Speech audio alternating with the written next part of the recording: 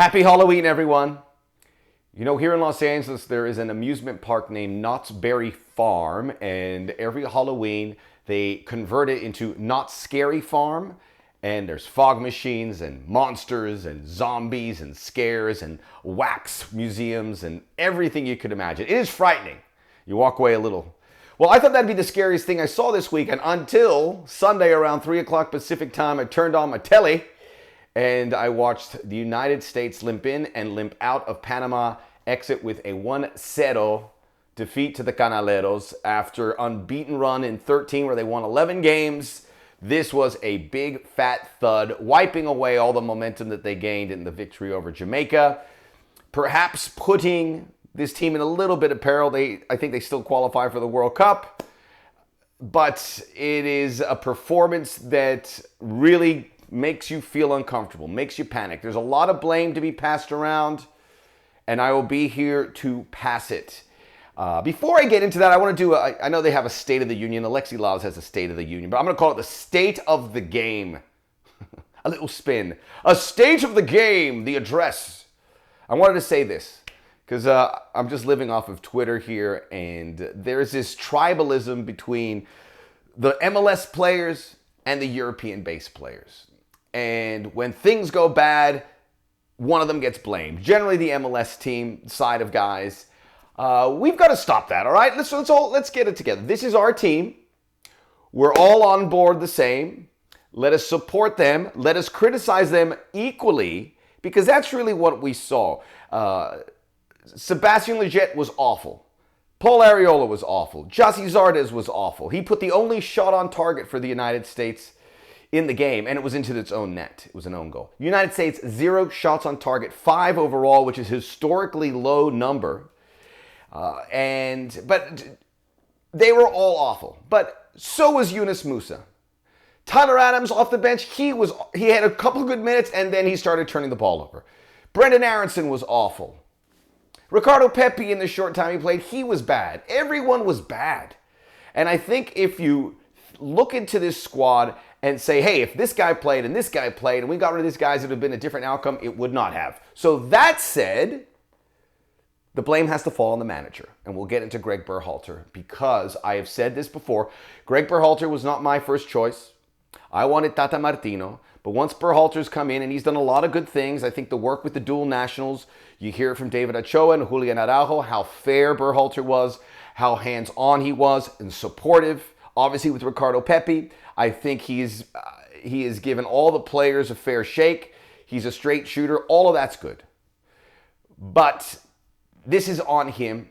This is a messy transition from one game to the next. For me, and I've called a lot of USA games. I must have called 50 to 60 USA games in my broadcasting career. I hope to call them again soon. I really do. And I've watched every single one of them since I've started following this sport, which is a long time, because I am the soccer OG. I don't know why I did that. I'm in no reason to pump my fist. I feel pretty sick right now. Soccer OG, the podcast coming out on Monday, a little bit later than usual. Check it out. Franklin Leonard of The Blacklist, brother of Marshall Leonard who did it. Franklin Leonard's a really interesting guy. We're going to have him on here. And we'll talk about the national team. We'll talk about movie and TV as well. And Tactical Manager. And I wanted to talk about, we're going to have a really good podcast because we want to bridge the gap of U.S. soccer fans. The old ones, the new ones, because I think there's a lot of them, but if we bring it all together, we'll have a collective win. And of course, subscribe. Thank you for all those who have. And like this video. So appreciate that. But getting back to the situation, Greg Berhalter, Ernie Stewart, and everyone in charge there at U.S. Soccer, the fuse has to be the leash has to be very short here. If things take a turn, and they took a sharp turn here, for me, as I said about it, of calling and watching all the U.S. games, I can't remember many games where the U.S. looked worse. You know, notwithstanding a game like in the World Cup where they were run off the field. Remember back in When was that? 1998? Was that 98? Yeah, 98 when they got run by the Czechs. And there's some bad games. Or the 98 World Cup, they were bad. And then the 2006 World Cup where they lost to the Czechs really bad. We can take those World Cups because they're World Cup games. But this kind of thing, this is right up there. And Kuva comes to mind from 4 years ago. The Kuva performance was better. It was just the timing of that result made it worse that you missed out of the World Cup. But just looking at it 90 minutes, taking it out as the importance or at what chronological order it's in, this was worse. So I get back to the state of the game. Support, but we got to hold Greg Berhalter accountable here. And he made 7 changes to the lineup. So he talked afterwards, and we can address that here in a moment. Matt Turner, George Bello at left back, Mark McKenzie, Walker Zimmerman, Shaq Moore were your back 4. Sebastian Lletget, Kellen Acosta, Yunus Musa, and I cannot emphasize how poor the midfield was. Non-existent. Tim Weah, Jossie Zardes, Paul Arriola. So very few guys that start. 4 starters of the return, and I don't think anyone's job is safe. Even Miles Robinson not there. Weston McKennie couldn't play because he had some muscle soreness. I think he would have made it. He didn't have a great Jamaica game, but you want Weston McKennie in there because I'm going to talk about the fire, the passion, which was completely lacking there for the U.S. here in a moment. But 7 changes is a lot. And Greg Berhalter mentioned in particular Tyler Adams, why he didn't start. He said he had a heavy workload from the club. He didn't want to put him for 90-90-90. Well, Greg, this is World Cup qualifying. After a cycle, we didn't make the World Cup. Put the workload on him. Some of these guys are 18 and 20. They should be able to run nonstop. I don't think that would have made a difference. We were just that bad. They were checked out. Even at the end, we had Kellen Acosta was injured, and he was out of it, I thought. You couldn't make a change. Walker Zimmerman was walking around the field. He didn't know which ways. The game was weird. Some pitch invaders came in, balls kicked in and off the field. I don't know what was going on, but it was very odd. But Greg Berhalter has to go with his best team. Now, they come out and beat Costa Rica, which they're expected to. You get 6 points out of this, you're going to be on track for the World Cup. But now the margin for error, again, has gotten a little bit small, and you can't be dilly-dallying around. This was your mulligan. The El Salvador result doesn't look that bad. This is your mulligan. Another performance like this, and his job has to be on the chopping block. We can't screw around here. It's not so much the results, it is the situation where the team doesn't have the necessities to respond. There was no fire. There was no anger. There was no passion. There was no yelling at the referee. There was no picking each other up. Panama would push the U.S. Wouldn't push back. Those are troubling things that you have to face in a game. Those are things you have to overcome. And they didn't. So USA did not credit a shot on goal. There was such a disconnect. It looked like they could have played for 1,000 minutes and they would not have scored. The starting 11 was poor.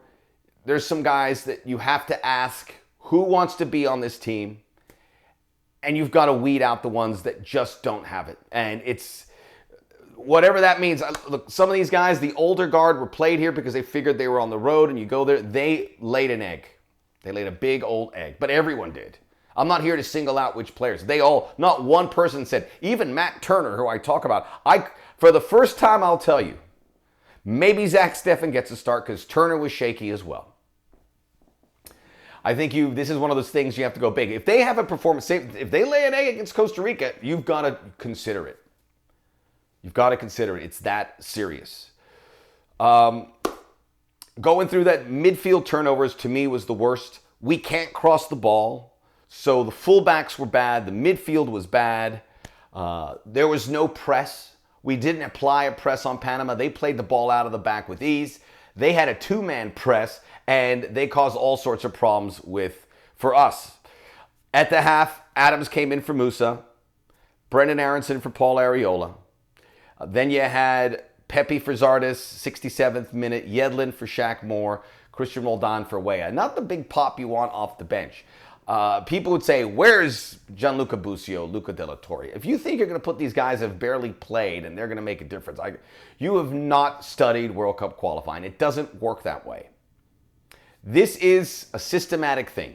And again, you get this break, but if you see this kind of performance, then you have to you got to come down hard. It's that troubling. I look at everything this U.S. team did in this game, and you lose that identity of the Americans. They were outworked. They were not engaged. The United States had a ton of set pieces they did nothing with.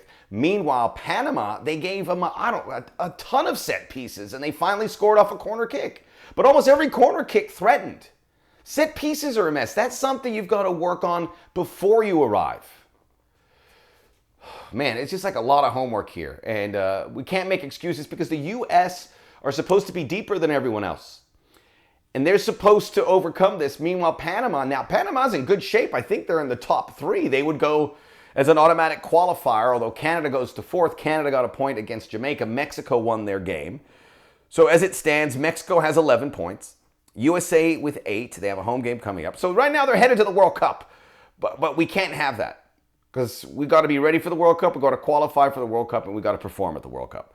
Canada would go to the playoff at 7. Costa Rica, they get a win, so now they creep up on the U.S. El Salvador at 5. Honduras and Jamaica are the only teams you could knock out of the picture right now. If the U.S. won this game, you could have knocked out more, but now, Panama's got to feel really confident. The U.S., I didn't mind the first 45 minutes. They didn't do anything, but they didn't allow a goal. And it felt like that's what happened with Honduras, and then Honduras ran out of steam. But Panama overcame it, and they had energy for days and kept pushing and pushing. Maybe with the European coach, they have a sense of that sort of cardio and fitness that they put to task. And this U.S. team just never came over the top, ever. So I'm rethinking the game. I'm terrified about watching it again because it was rudderless. They never got close. Now you look at what the U.S. has done on every first half. They have struggled. They've had some good first half against Jamaica and Honduras. But you look at the 3 road games, bad against El Salvador, really, bad against Panama, and in Honduras, 1 good half. So 1 good half out of 6. You can ring the alarm bells. And I know I sit here and I've defended Greg Berhalter because, as I said, I think he's done everything he said he would, and the results have been there. And even the results are there now. But no. I know it's tricky, but it's almost not losing to Panama. It's just watching that game and seeing how inept it was that makes you feel very nervous that the U.S. might fall off the back here. They have to come out and beat Costa Rica pretty convincingly, I think. Now, whose job is at stake going into the November qualifiers? Remember, we begin with Mexico. You don't want to go into that game worried because you could lose to Mexico at home. You did it last time. They had the upper hand of U.S. in qualifying in recent memory, even though it used to be the other way around. Who didn't get called in? We got to look at fullbacks. We have to reinforce this midfield somehow. I don't know where those players are, but we got to find them. Now it looks we're thin in positions that we shouldn't really be in. Maybe you have to think outside the box a little bit as well. Again, everything's on the table here after what happened in Panama City, and the U.S., man, it's difficult. It's difficult for these stats: 0.22 expected goals. First loss to Panama in World Cup qualifiers. Zardes, no touches in the attacking third. He can't take the blame for all of that because the service wasn't there. But what I like about Zardes, he comes back to the midfield to help. Didn't happen this time. And then there's also, as I said, the lack of urgency. You know, there could have been 12 minutes of stoppage time. There was the head injury to Kellen Acosta. Tons of stoppages for Panama. But guess what? That works. It works because they got 7 minutes of stoppage time, and I can tell you there's more. We got to fix stoppage time because it is flawed beyond belief. But in the current system, you got to rule. You tell these Panamanian players to get up. You complain to the referee. That never happened. No more Mr. Nice Guy. Get angry if you want to be on this team. Who is going to be angry? Who is going to get in a fight on behalf of the U.S. men's national team? We need you. We need you wherever you are. I thought the officiating wasn't great, but it wasn't terrible. But the United States let the physical game, and they were getting bullied around. They're like, okay, push them back. Costa Rica on Wednesday. We'll have a video after that. Hopefully we'll be in a better mood. But this is a mark that stays. So even if they beat Costa Rica, which I expect them to do, you have to worry about the November qualifiers, and they have to get well. Okie dokie.